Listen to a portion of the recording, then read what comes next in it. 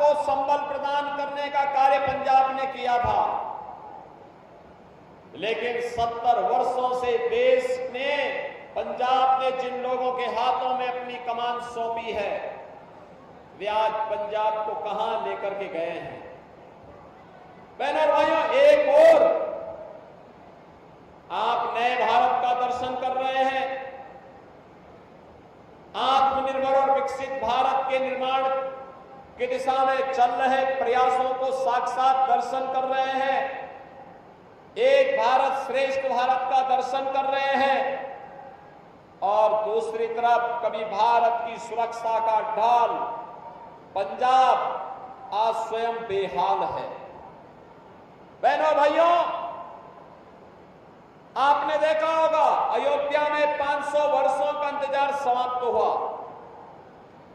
गुरु नानक देव जी से लेकर के गुरु गोविंद सिंह जी महाराज और निहंगों ने जिस अयोध्या में राम जन्मभूमि के लिए अग्रम पंक्ति में आकर के लड़ाई लड़े थे, आज उस अयोध्या में प्रभु रामलला विराजमान हो गए, भव्य राम मंदिर का निर्माण हो गया है।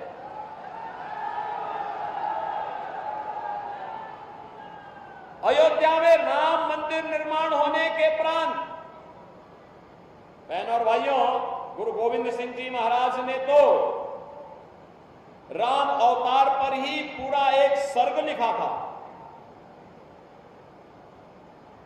भगवान राम के प्रति कितनी आस्था थी, यह शब्दों में व्यक्त नहीं किया जा सकता। एक तरफ भारतीय जनता पार्टी मोदी जी के नेतृत्व में विरासत को सम्मान दे रही है, भारत का सम्मान दुनिया के अंदर बढ़ा रही है, भारत की सुरक्षा व्यवस्था को मजबूती प्रदान कर रही है। आज आप देख रहे होंगे दुनिया में कहीं कोई संकट आता है तो दुनिया भारत की ओर देखती है, मोदी जी की ओर देखती है। बहनों और भाइयों, याद करिए कांग्रेस की सरकार के समय जब सीमाओं से घुसपैठ होती थी, सीमाएं सुरक्षित नहीं थी, आतंकवाद और नक्सलवाद सिर चढ़ करके बोल रहा था, और जब हम लोग बोलते थे सरकार से कि जगह जगह विस्फोट, कभी दिल्ली में, कभी मुंबई में, कभी अयोध्या में, कभी काशी में, देश के अलग अलग कोनों में विस्फोट होते थे, हम कहते थे आतंकवाद से निपटो, तो कांग्रेस नेतृत्व की सरकार कहती थी कि आतंकवाद तो सीमा पार से है। बहनों और भाइयों, सीमा पार के आतंकवाद के सामने घुटना टेकने वाली कांग्रेस नेतृत्व की सरकार आज उसको जनता जनार्दन के सामने जाने का कोई अधिकार नहीं है। आपने देखा होगा मोदी जी के नेतृत्व में 10 वर्षों में आतंकवाद समाप्त हुआ।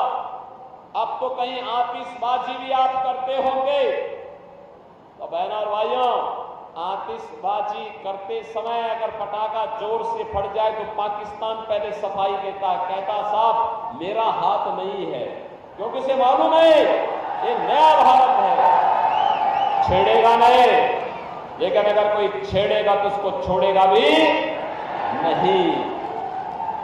आज भयभीत है, भारत की ताकत से घबराया हुआ है, और इसलिए यूएन में जाके कहता है साहब भारत को अब पाकिस्तान के अंदर घुस करके मार रहा है, हमारी जान बचाओ। आज पाकिस्तान ऐसे ही गिड़गिड़ा रहा है जैसे यूपी के माफिया आज गिड़गिड़ा के कहते हैं कि साहब एक बार जान बख्श दो। बस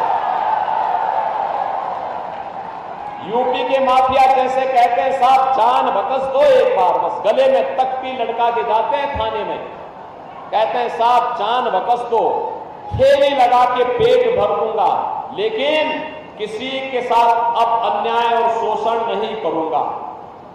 बहनों और भाइयों, आज भारत अपने नागरिकों को सुरक्षा दे रहा है मोदी जी के नेतृत्व में।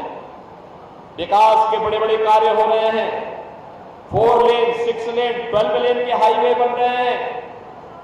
ट्रेन केवल अब मीटर गेज नहीं है, अब तो ब्रॉड गेज की है। बुलेट स्पीड से चलने वाली ट्रेन है। वंदे भारत, अमृत भारत, नमो भारत के रूप में ट्रेन की सुविधा है। IIT है, IIM है, IIIT है, NIT है, वर्ल्ड क्लास यूनिवर्सिटी है, और साथ साथ शुद्ध पेयजल की आपूर्ति के लिए मोदी जी ने घोषणा की है, हर घर नल पहुंचाएंगे। शुद्ध पेयजल की आपूर्ति हर नागरिक को पहुंचाने का काम करेंगे। गरीबों के लिए अन्न की योजना, फ्री में ration, one nation one ration card, 60 crore लोगों को 5 लाख रुपए प्रतिवर्ष मुफ्त में उपचार का कार्ड, या 12 करोड़ किसानों को किसान सम्मान निधि का लाभ हो, या गरीबों के घर में शौचालय का निर्माण, उज्ज्वला योजना का कनेक्शन हो, या 4 करोड़ गरीबों के लिए एक मकान देने का कार्य। मोदी जी ने घोषणा की है 4 जून को जब फिर एक बार मोदी सरकार बनेगी तो 70 वर्ष से ऊपर के प्रत्येक बुजुर्ग को 5 लाख रुपए प्रतिवर्ष उपचार के लिए फ्री में उपलब्ध करवाने का काम करेंगे। जितने भी गरीब परिवार हैं, इनके लिए अगले 5 वर्ष के अंदर एक आवास बन करके तैयार हो जाएगा।